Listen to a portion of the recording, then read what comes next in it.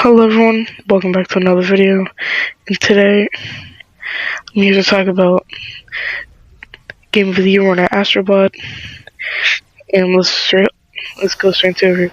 First thing I want to talk about is the controls are very simple and fun to learn and use during gameplay. The first entrance to it is during the level of Place Quadrico, which is the current level that you see on screen. The controller function is actually super easy to learn because you use that function every time you start a level. And also, the controls, whenever you're controlling Astro and not the controller, super easy because you only have to use 2 buttons, which I really like a lot. But otherwise, you do have to use different buttons for the power-ups, like as an example, the dog, which requires you to click ZR to move straight in front of you, or like the chicken power-up that requires you to use ZR to move straight upwards. The next thing I want to talk about is the extra stuff, not the extra stuff, the extra collectibles that you can gain in Astro Bot. The only way you can get the extra collectibles other than the puzzle pieces are by getting coins from the levels and using inside the gacha machine that requires you to get the puzzles to rebuild the gacha machine. The things you can get from the gacha machine are A, outfits, B, the outfits are for Astro Bot and no one else. That can go inside the outfit shop. And B is the different paint jobs for your controller that you currently see on screen. And C are the items that the other bots that you rescue throughout your game that require items so you can customize your hub world. Now, speaking of the bots that you rescue, the bots that you rescue in this game are actually kind of hard to find because they actually require you, instead of actually just spawning them out in plain sight. Sometimes you can, but also sometimes you have to do intricate puzzles to actually find the bots that you're looking for. But also another thing with the bots is that when you boot up your game, after you save some bots, you can actually see some bots that you saved on your controller when you load back in. And one of the rarer options is that you might be able to get a whole game franchise's bots on one controller, which is actually pretty cool because I just looked it up before recording this. But then another thing I want to talk about is actually how you save the bots. Now, how you save the bots is pretty simple. You enter each level. Before you enter each level, you see how many bots you have to rescue and their puzzle pieces.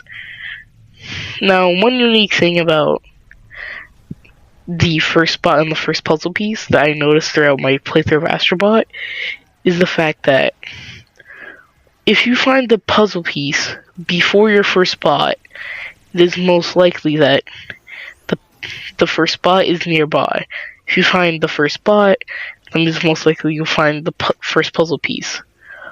But there are some exceptions to it, and I cannot remember the levels or that exception off the top of my head.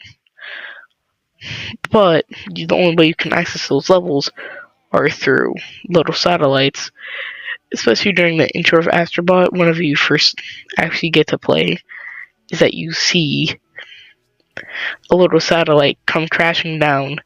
You first control Astro as you go towards the satellite, and once you hit the satellite, you essentially repair it, and then it flies off, and Astro calls the PlayStation controller over. That when I'm talking about the scenario is at the very start of the game.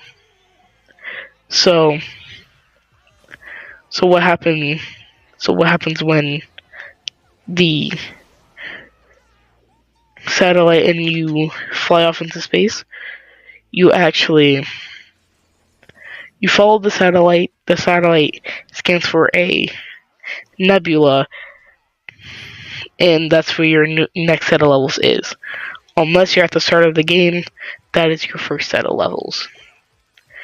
Now there are actually there's a secret galaxy that only with certain levels that have this extra spiral on it next to the puzzle pieces amount. Is once you find that secret level, it will actually take you to a secret galaxy where there are secret levels. Once you play those, you get more bots. Now, sometimes there might be more. Sorry, no.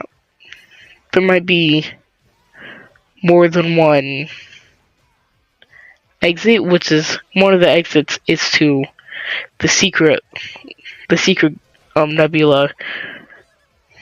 But getting away from the world's part, the game is constantly getting updated with stuff like time trials, the newest Christmas update, which we do not have footage of, sadly, or even the other galaxies.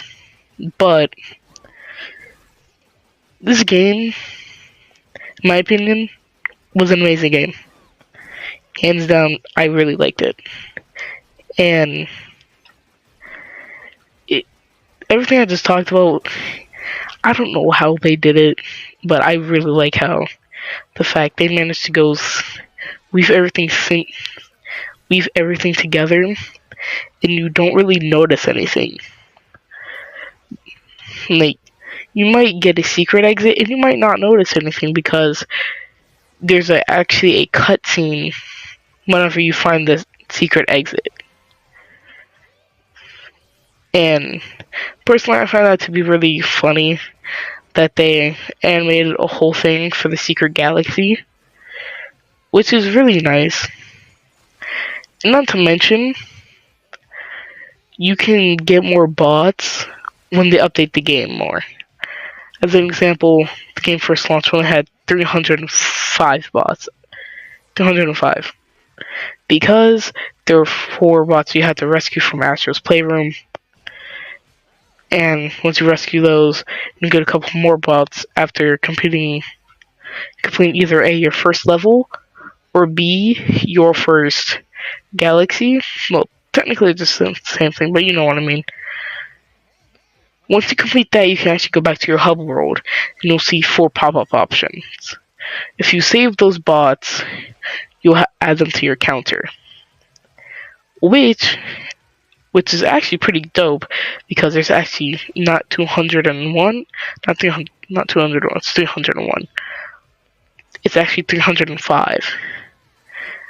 Now after that, after you beat the game, which I'm currently showing you as the footage,